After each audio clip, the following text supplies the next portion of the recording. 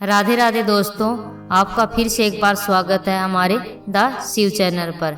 दोस्तों, दीपक जलाना भगवान को हमारी आस्था प्रकट करने का सबसे आसान तरीका है।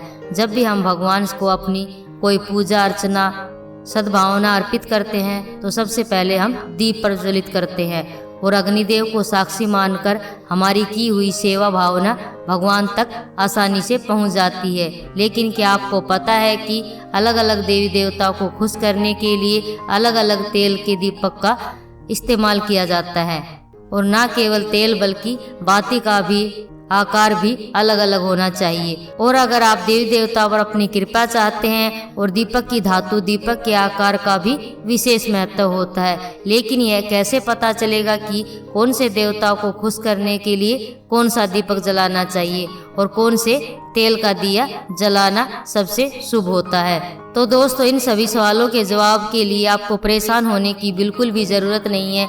इन सभी सवालों के जवाब हम आपको इस वीडियो में अवश्य देंगे, तो वीडियो के लास्ट तक बने रहें। दोस्तों, हमारे हिंदू धर्म और सनातन धर्म में देवी देवताओं की पूजा करने की बात आती है तो केवल हमारा ही धर्म एक ऐसा है जहाँ पर दीप प्रज्वलित किया जाता है। कई जगह पर हम घी का दीपक जलाते हैं और कई जगह पर हम तेल का दीपक जलाते हैं। कभी कभी हम गोल बाती का इस्तेमाल करते हैं तो कभी कभी हम लंबी बाती का। वहीं कई जगह हम रुई की बाती बनाकर भगवान को दीपक जलाते हैं, तो कभी लाल रंग की मोली यानी उसकी बाती बनाकर हम भगवान को दीपक जलाते हैं। लेकिन कौन सा दीपक क्या फल देता है ये जानना बहुत जरूरी है, क्योंकि जिस तरह की धन की इच्छा को पूरा करने के लिए हम माता लक्ष्मी की पूजा करते हैं, उनके और अपने मन के डर को खत्म करने और अपने संकटों को खत्म करने के लिए पवन पुत्र हनुमान जी को याद किया जाता है, उसी तरह अलग अलग दीपक अलग अलग देवी देवताओं को अर्पित किया जाता है। अब दीपक जलाने की परंपरा हमारे युगों युगों से चली आ रही है और वास्तुशास्त्र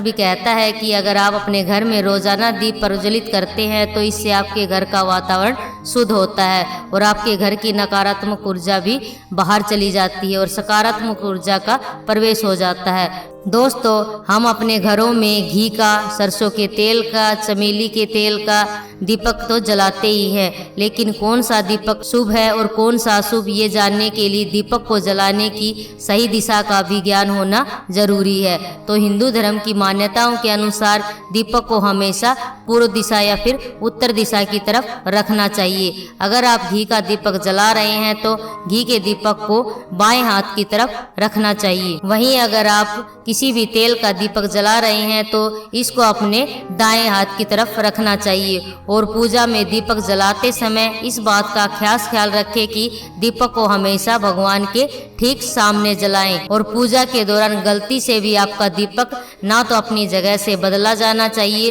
और ना ही दीपक के बीच में बुझना चाहिए। तो दीपक जलाते समय इन बातों का हमें विशेष ध्यान रखना चाहिए। अब आपको पूजा में दीपक इस्तेमाल होने वाली बाती में अंतर बता देते हैं। तो दोस्तों, जब भी आप अपने घर के बुजुर्गों के लिए दीपक जलाते हैं तो आपको हमेशा रुई की लंबी बाती का इस्तेमाल करना चाहिए। घर में अपने पितृ पूर्वजनों और बड़े बूढ़ों को प्रसन्न करने के लिए हमेशा लंबी बाती का दीपक जलाया जाता है। वहीं अगर आप देवी देवताओं की आराधना कर रहे हैं, किसी भी देवी माता के नाम का दीपक जला रहे हैं, चाहे वह माता लक्ष्मी हो चाहे वह माता दुर्गा, आप हमेशा लंबी बाती का ही इस्तेमाल करें। इसके लिए आप लाल रंग की मोली की बाती भी बना सकते हैं। वहीं पूर्वजनों के लिए आप सफेद रंग की रुई का इस्तेमाल भी कर सकते हैं। इसके अलावा अगर आप किसी भी देवता का पूजन कर रहे हैं, फिर चाहे वह कृष्ण जी हो, हनुमान जी हो या फिर महादेव, इनकी पूजा करने के लिए आप हमेशा गोल बाती का प्रयोग करें, इससे देवता प्रसन्न होते हैं। अब आपको घी और तेल के दीपक में भी अंतर बता देते हैं। मान्यता है कि घी के दीपक को देवताओं को अर्पित किया जाता है। आपको किसी भी देवी या देवता की पूजा कर रहे हैं तो आपको सदैव घी का दीपक जलाना चाहिए। इससे देवी देवता खुश होते हैं और आप पर अपनी कृपा और आशीर्वाद हमेशा बनाए रखते हैं। वहीं तेल का दीपक आप किसी भी खास मन्नत या मनोकामना की पूर्ति के लिए जला सकते हैं। अगर आप किसी भी दोष के निवारण के लिए दीपक जला रहे हैं तो तो आप किसी भी तेल का इस्तेमाल कर सकते हैं। चलिए आपको यह भी बता देते हैं कि कब कौन सा दीपक जलाना चाहिए और कौन से तेल का दीपक किस देवता को खुश करने के लिए जलाया जाता है। तो दोस्तों, अगर आप देवी माता की आराधना कर रहे हैं, आप उस देवी माता के किसी भी रूप की आराधना कर रहे हैं, चाहे वह माता लक्ष्मी हो या फिर माता काली, आपको हमेशा घी का दीपक जलाना चाहिए। घी का दीपक जलाने से आपकी आर्थिक स्थिति मजबूत रहती है और आपका घर धन धान्य से भरा रहता है। वहीं अगर आपकी कुंडली में शनि दोष है या शनि की 7.5 है या फिर ढैया चल रही है या फिर आपकी कुंडली में काल सर्प दोष हो या पितर दोष हो, जो भी हो, आपको सरसों का तेल या फिर तिल के तेल का दीपक जला सकते हैं। शनिदेव के लिए पीपल के वृक्ष में आप तेल का दीपक जलाना आपको सभी संकटें आपके जीवन से मिटा सकता है। और तिल के तेल का दीपक जलाने से आपकी कुंडली में सभी दोष और ग्रह शांत हो जाते हैं।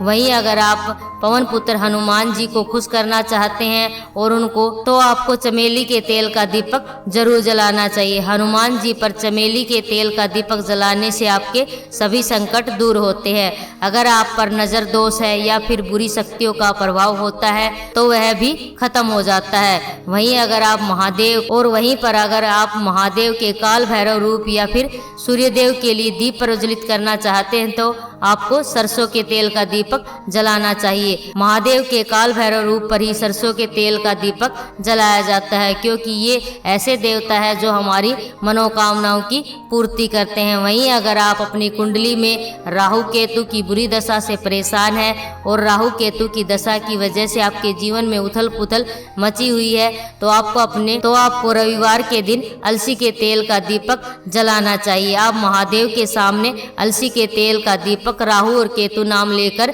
जला सकते हैं। दोस्तों, शनिवार के दिन समी के पेड़ पर सरसों के तेल का दीपक जलाने से महादेव खुश होते हैं और पीपल के पेड़ में तेल का दीपक जलाने से शनिदेव की कुदृष्टि समाप्त हो जाती है। वहीं अगर आप भगवान विष्णु, सत्यनारायण भगवान या फिर महादेव के शिवलिंग की आराधना करते हैं तो आपको सदैव